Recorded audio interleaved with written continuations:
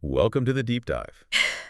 Have you ever heard someone talk about a relationship ending or maybe just a really tough relationship Mm. and describe the pain almost like a death? Khloé Kardashian actually said something very much like that. I feel like I've been through so much trauma in that relationship, it was like a death. That quote, wow, it really sets the scene for our deep dive today. We're calling it what we expose others to, trauma amplified or lessened. We're going to explore this really critical idea, how our actions, our words, our emotions, especially in close relationships, can either ramp up someone else's trauma or, importantly, help lessen it. So the plan is we'll look at a public example, dive into some fascinating research, and then pull out practical things you can actually use. Absolutely. And it's such a universal topic, really. Understanding these dynamics, I mean, it can genuinely change how we relate to each other, how we feel. It impacts well-being profoundly. Okay, so let's start with Khloé Kardashian's story. It's a pretty well-known situation, right? She's Hmm. talked a lot about the huge emotional weight of her relationship with Lamar Odom. And what's really interesting here are the themes she brings up again and again. Betrayal, addiction issues, that feeling of unpredictability, and of course, being under this constant microscope of public attention. It wasn't just her struggle, it was very much in the relationship. And that's exactly it. When she compares that emotional pain to grief, like a loss, well, that points straight to this idea that repeated betrayal. It can feel and actually function very much like repeated trauma, which naturally brings up a really important question for us. What do we actually mean when we say exposing someone to trauma? What kinds of things are we talking about? That's a great question because trauma itself can feel like a really big word. So for this deep dive, let's break down the different ways trauma can show up or even spread between people. Okay, first you've got primary trauma. That's, experiencing something traumatic directly, like being in an accident or experiencing violence firsthand. Then there's secondary trauma. You might also hear it called vicarious trauma. This isn't about your direct experience. It's more like the emotional toll of witnessing someone else's trauma or hearing about it in detail. Right, like therapists often experience, or first responders, even partners who are supporting someone through their own trauma recovery. And beyond those two, there's cumulative trauma.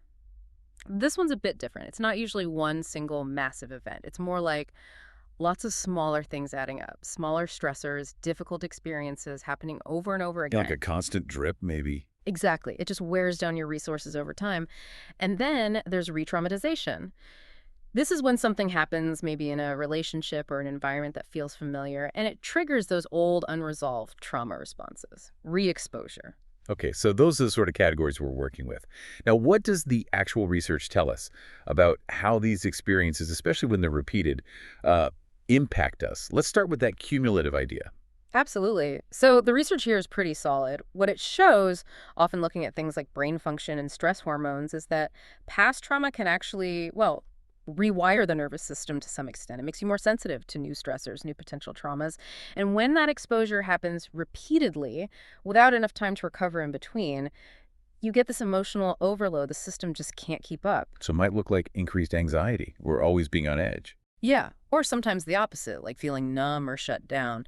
And then with vicarious or secondary trauma, what's really striking is that just hearing the stories, just witnessing the aftermath, can lead to similar symptoms. Anxiety, maybe depression, trouble regulating emotions. It happens to the listener, the observer. Your empathy basically draws you in, and it can have a real physical and emotional effect. Which leads perfectly into this idea of balancing empathy and boundaries, doesn't it? Yeah. Because the research seems to show that if you have tons of empathy but no boundaries, You get what's called emotional contagion. right, like you actually start soaking up the other person's feelings. And that sounds like the pathway to compassion fatigue, that burnout we hear about. It really is. People get exhausted from constantly carrying or trying to fix other people's pain, especially if they aren't protecting their own energy. And the research backs this up strongly. Supportive behavior is crucial, yes, but it has to go hand in hand with self-regulation, with those boundaries. We're drawing on good sources here, findings from places like the NIH, various studies on trauma accumulation, secondary trauma, work published in places like Science Direct looking at empathy's cause, and just broader research on relational trauma. It's well-documented stuff. Okay, so bringing this all back to Chloe's comment about her relationship feeling like a death, her words seem to really hit home, validating that these repeated painful emotional experiences, betrayal, unpredictability, even without physical harm, they genuinely can wear you down. Precisely.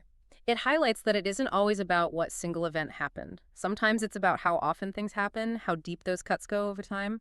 Someone can feel incredibly unsafe, constantly on edge, deeply betrayed, even if from the outside maybe the relationship looks okay or stable. That internal experience of repeated emotional injury is so powerful. Right. So let's shift gears a bit. What can you, listening right now, take away from all this? How can you apply it?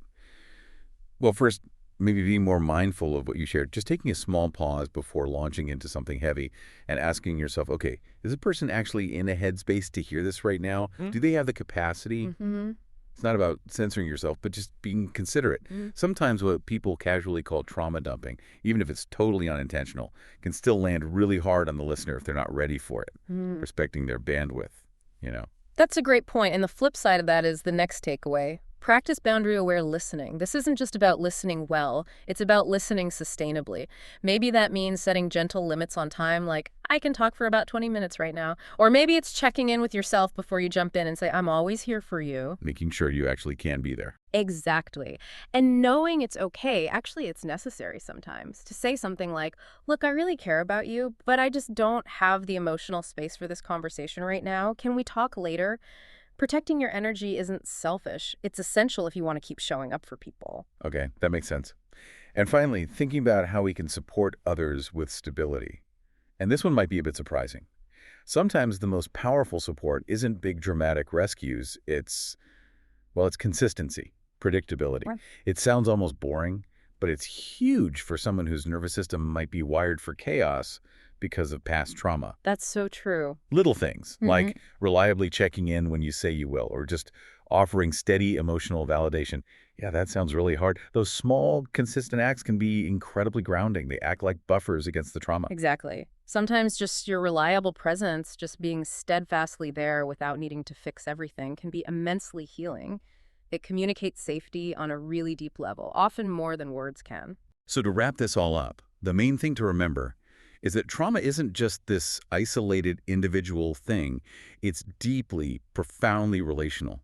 Every interaction, really, is a choice point, an opportunity to either contribute even slightly to someone's healing or maybe inadvertently add to their burden.